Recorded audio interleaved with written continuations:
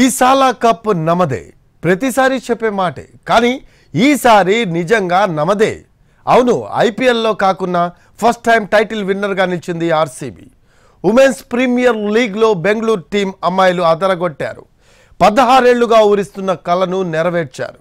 ఫైనల్స్లో Richa Ghosh winnowing shot ఆర్సీబీని విజేతగా నిలిపింది. హిస్టరీలో first time కప్ను సగర్వంగా ముద్దాడింది ఆర్సీబీ. ఈ ఒకే ఒక్క షాట్తో స్టేడియం దద్దరిల్లిపోయింది. పూనకాలే అనే రేంజ్లో సంబరాలు మిన్నంటిపోయాయి. రిచా ఘోష్ విన్నింగ్ షాట్తో ఉమెన్ ఐపీఎల్లో ఆర్సీబీ ఫస్ట్ టైం టైటిల్ విన్నర్గా నిలిచింది. 16 ఏళ్ల సుదీర్ఘ నిరీక్షణకు తెరపడింది.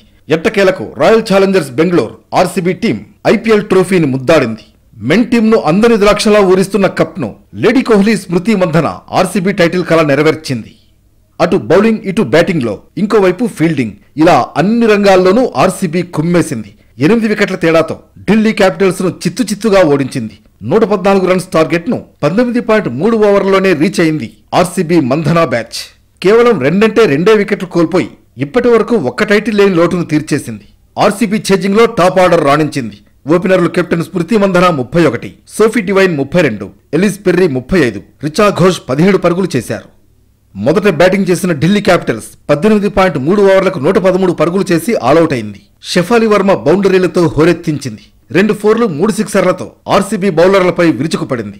మెగ్లానింగ్ 23 పరుగులతో నిలకడగా ఆడడంతో పవర్ ప్లేలో ఢిల్లీ 61 రన్స్ చేసింది. ఓ దశలో వికెట్ కోల్పోకుండా 64 పరుగులతో ఉన్న ఢిల్లీ ఆ తర్వాత కేవలం 49 పరుగులకే అన్ని వికెట్లు కోల్పోయింది. సోఫీ మొలినెక్స్ వేసిన 8వ ఓవర్ ఢిల్లీ ఇన్నింగ్స్ ను కుదేలు చేసింది. హ్యాట్రిక్ మిస్ అయినా ఒకే ఓవర్లో 3 వికెట్లు పడగొట్టింది సోఫీ. ఆ తర్వాత మ్యాచ్ ఆర్సీబీ చేతిలోకి వెళ్లిపోయింది. శ్రేయాంక పాటిల్ బౌలింగ్ ముందు ఢిల్లీ ఏమాత్రం నిలబడలేకపోయింది. 12 పరుగులకే 4 వికెట్లు కూల్చింది. ఆర్సీబీకి టార్గెట్ చేజింగ్ అంత ఈజీగా లేదు. ఓపెనర్లు జాగ్రత్తగా ఆడడంతో మొదటి పవర్ ప్లేలో 25 పరుగులే వచ్చాయి. కానీ 7వ ఓవర్లో సోఫీ ఆకాశమే హద్దుగా చెలరేగిపోయింది. రాధ వేసిన ఓవర్లో 3 4లు 1 సిక్సర్ బాది 18 పరుగులు సాధించింది. స్మృతి మంధన అవుట్ అయినా రిచా ఘోష్తో కలిసి ఎలిస్ పెర్రీ టార్గెట్ ఫినిష్ చేసింది. ఈ విజయంతో ఆర్సీబీ టీం సంబరాల్లో మునిగిపోయింది.